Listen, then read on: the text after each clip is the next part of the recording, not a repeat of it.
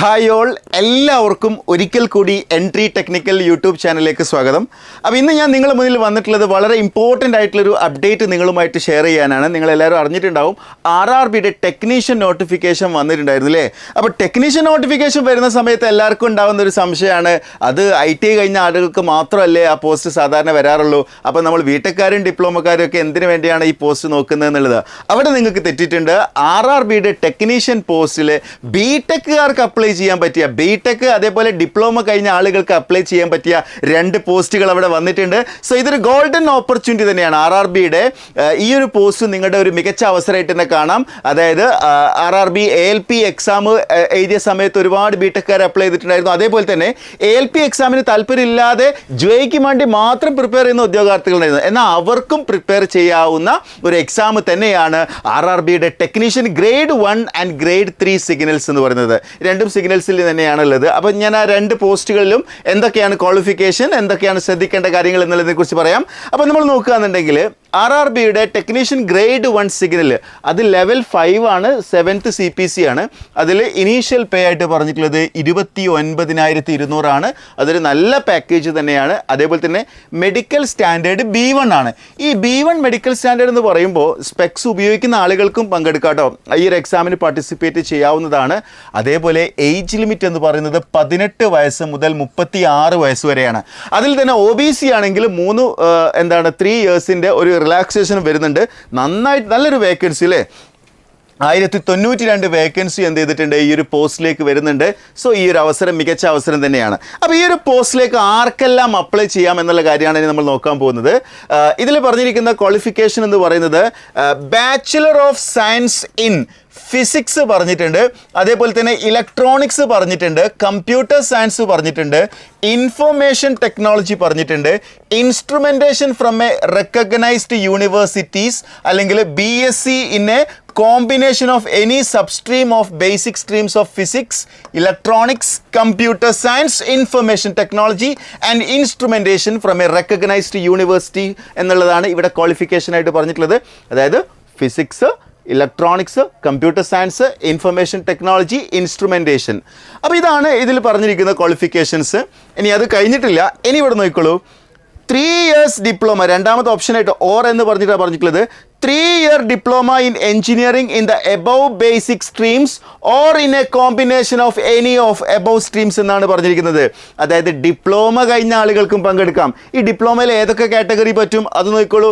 ഡിപ്ലോമയിൽ നമ്മൾ നോക്കുകയാണെങ്കിൽ ഇലക്ട്രോണിക്സ് പറ്റും, കമ്പ്യൂട്ടർ സയൻസ് പറ്റും, IT പറ്റും, ഇൻസ്ട്രുമെൻറ്റേഷൻ പറ്റും അല്ലേ. ഇതൊക്കെ അവിടെ നിങ്ങൾക്ക് എന്ത് ചെയ്യാവുന്നതാണ്, അറ്റൻഡ് ചെയ്യാവുന്നതാണ്.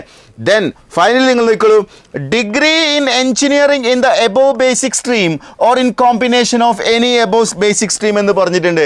അതായത് എഞ്ചിനീയറിംഗിൽ നിങ്ങൾക്ക് ഇതിൽ ഏതെങ്കിലും ഒരു ബേസിക് സ്ട്രീംസിൽ നിങ്ങൾക്ക് ക്വാളിഫിക്കേഷൻ ഉണ്ടെങ്കിൽ അവിടെയും നിങ്ങൾക്ക് പങ്കെടുക്കാം എന്നുള്ളത് തന്നെയാണ്. അതായത് എസ്പെഷ്യലി ബിടെക്, നിങ്ങൾക്കറിയാം എഞ്ചിനീയറിംഗ് ഫിസിക്സ് ഒക്കെ ഉണ്ടല്ലേ, എഞ്ചിനീയറിംഗ് ഫിസിക്സ് കഴിയുന്ന ആളുകളുണ്ട്. അതേപോലെ ബിടെക് ഇലക്ട്രോണിക്സ് പറ്റും, ബിടെക് കമ്പ്യൂട്ടർ സയൻസ് പറ്റും, ബിടെക് IT പറ്റും, ബിടെക് ഇൻസ്ട്രുമെൻറ്റേഷൻ പറ്റും.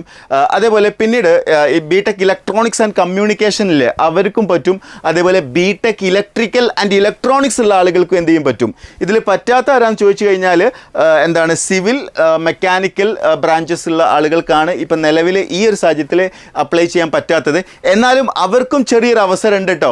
അതായത് ഞാൻ പറഞ്ഞു ഗ്രേഡ് 1ഉം ഗ്രേഡ് 3ഉം ഉണ്ട് അല്ലേ. ഗ്രേഡ് 1 സിഗ്നലുണ്ട്, ഗ്രേഡ് 3 സിഗ്നലുണ്ട്.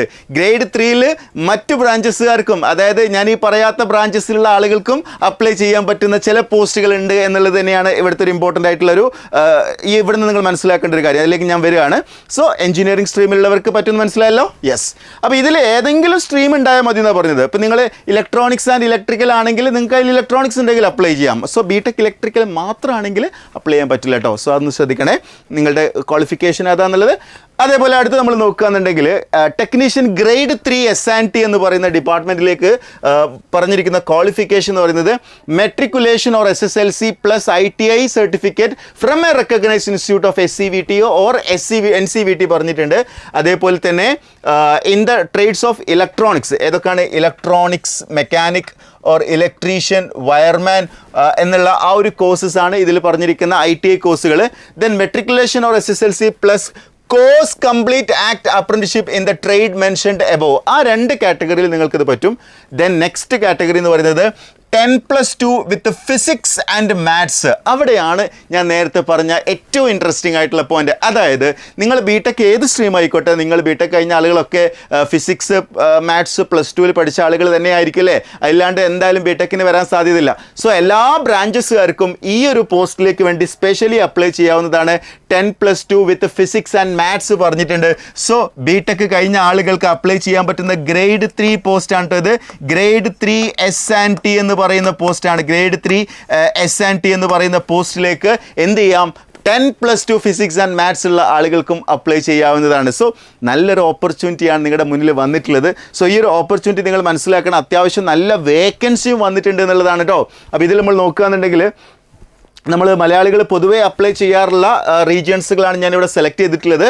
അതിൽ ബാംഗ്ലൂർ റീജിയനിൽ ഗ്രേഡ് 1 44 ഒഴിവും ഗ്രേഡ് 3 26 ഒഴിവാണുള്ളത്. ചെന്നൈ റീജിയനിലാണെങ്കിൽ ഗ്രേഡ് 1 48ഉം ഗ്രേഡ് 3 71 ആണ്. സെക്കന്ദരാബാദിൽ ഗ്രേഡ് 1 76, അതേപോലെ തന്നെ ഗ്രേഡ് 3 183 വന്നിട്ടുണ്ട്. അതേപോലെ തിരുവനന്തപുരത്തിൽ ഗ്രേഡ് 1 30 വന്നിട്ടുണ്ട്, ഗ്രേഡ് 3 39 വന്നിട്ടുണ്ട്. ദെൻ ബിലാസ്പൂർ കഴിഞ്ഞ പ്രാവശ്യം ALPയിൽ ഏറ്റവും കൂടുതൽ വേക്കൻസി വന്ന സ്ഥലമാണ്. അവിടെ 95 വേക്കൻസിയാണ് ഗ്രേഡ് 1 174 പോസ്റ്റാണ് ഗ്രേഡ് 3 മുംബൈയിലേക്ക് വരികയാണെങ്കിൽ ഗ്രേഡ് 1 115ഉം അതേപോലെ തന്നെ ഗ്രേഡ് 3 168ഉം വേക്കൻസീസ് ആണ് റിപ്പോർട്ട് ചെയ്തിട്ടുള്ളത്. അതായത് നിങ്ങൾ മനസ്സിലാക്കണം, വേക്കൻസീസ് എന്ന് പറയുമ്പോൾ ALPയോ അല്ലെങ്കിൽ JEO ഉള്ള പോലെ വലിയൊരു നമ്പർ നിങ്ങൾ കാണുന്നുണ്ടാവില്ല അല്ലേ.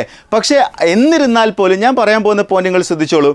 അതായത് ALPയും ജൂനിയർ എഞ്ചിനീയർക്ക് കിട്ടുന്ന ആളുകൾ ഒരിക്കലും എന്ത് ചൂസ് ചെയ്യില്ല, ഈ പറഞ്ഞിരിക്കുന്ന ടെക്നീഷ്യൻ പോസ്റ്റ് ചൂസ് ചെയ്യുന്നുണ്ടാവില്ല അല്ലേ.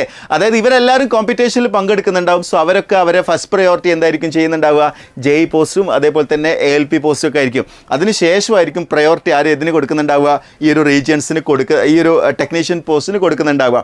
സോ എനിവേ ഒന്ന് ഫോക്കസ്ഡ് ആയിട്ട് പഠിക്കുകയാണെങ്കിൽ, കോൺഫിഡൻ്റ് ആയിട്ട് നിങ്ങൾ ഒന്ന് പ്രിപ്പയർ ചെയ്യുകയാണെങ്കിൽ നിങ്ങൾക്ക് ക്രാക്ക് ചെയ്യാൻ പറ്റിയ ഏറ്റവും നല്ല ഒരു എക്സാമിനേഷൻ തന്നെയാണിത്. ബിടെക്കാർക്ക് മുന്നിലെ ഈ വർഷത്തെ 2024 ഏറ്റവും മികച്ച അവസരങ്ങളിൽ മറ്റൊരു അവസരം കൂടിയാണ് ഇന്ന് ഞാൻ നിങ്ങൾക്ക് മുമ്പിൽ ഓപ്പൺ ചെയ്തിട്ടുള്ളത്.